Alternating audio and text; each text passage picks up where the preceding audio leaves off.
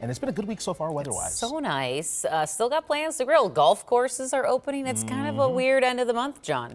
I know. I popped some salmon on the grill yesterday, doing steak on Thursday. I plan, of course, the warmth around food, but I think that's the way to do it.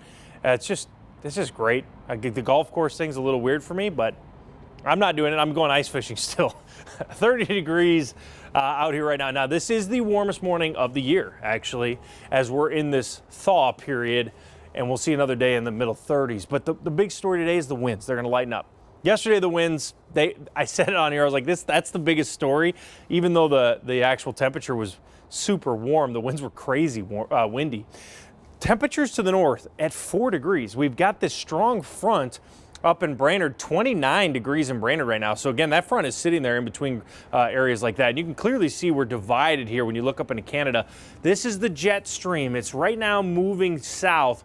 But as it pushes to the north, we get another warm day Thursday. We'll take a look at it in your forecast. Cece?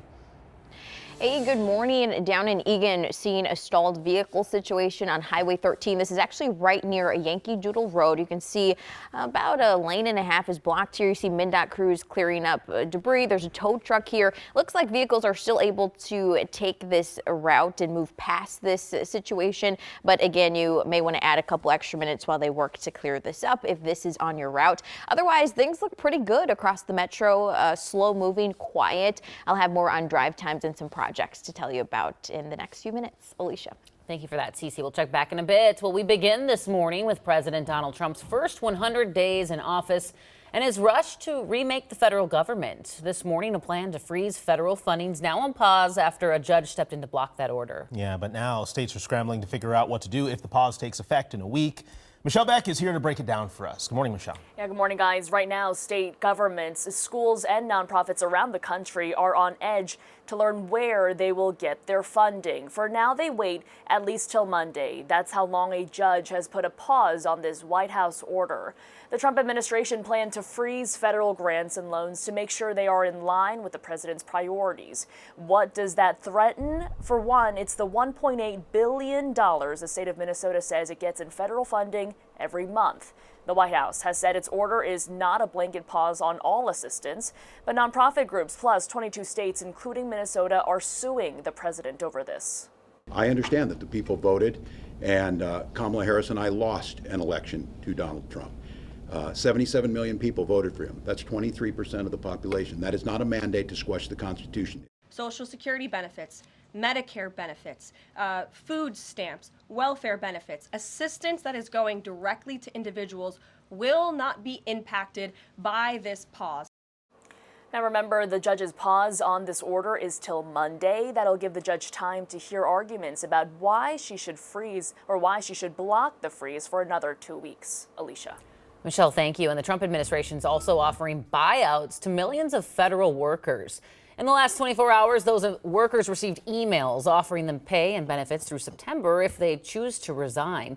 The White House expects between up to 10% of the federal workforce to take the severance, which they say will save about $100 billion. Today, President Trump is also expected to sign the first bill of his second presidency. But in the last 24 hours, he's already been busy putting pen to paper. His latest executive order looks to restrict gender-affirming care for minors. It prohibits federal dollars going to clinics or hospitals that provide puberty blockers, hormone therapies, and transition surgeries for anyone under 19. It also calls on the Department of Health and Human Services to issue regulations to end that care nationwide. Days after Twin Cities Pride parted with Target, the organization's thanking the community after exceeding a fundraising goal to fill the gap. Target has long been a major sponsor of Twin Cities Pride, but sparked controversy after ending its DEI practices on Friday. Twin Cities Pride set out to raise $50,000 to make up for the money Target typically gave. That meant that they met their goal in less than 24 hours. And at this hour, the fundraiser is sitting at just over $76,000. This morning, the results are in for the special election in Senate District 60. DFL candidate Doran Clark winning with 90% of the vote, filling the spot for DFL Senator Kerry Dietzick, who passed away last month. Now, his victory gives Democrats a one-seat majority in the state Senate. Audrey Russo is live at the Capitol this morning with more. Audrey, good morning. Yeah, Jason, no matter who voters cast a ballot for, the results of this election have got to bring some closure to Senate District 60 as they now know who's going to be representing them. And moving forward, it really does close a chapter that has come to define this chaotic start to the session. DFL candidate Doran Clark will take his seat in the Senate next week, and that's because the Senate doesn't have a session today. But when he does, it'll end the power sharing agreement that the DFL forged with Republicans back when they had a tie of 33-33. Now, knowing that that power shift is coming, the Senate is actually primed to take on some pretty big issues in committee hearings today, including how teachers are impacted by a state mandate and a potential ban on nuclear power plants. Senate has a lot more on the docket today than the House does. They are still dealing with a lot of uncertainty.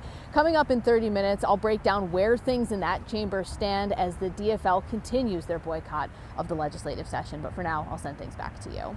Audrey Russo reporting live from St. Paul. Thank you. Well, in the last 24 hours, 2 Feeding Our Future defendants pled guilty days before their trial.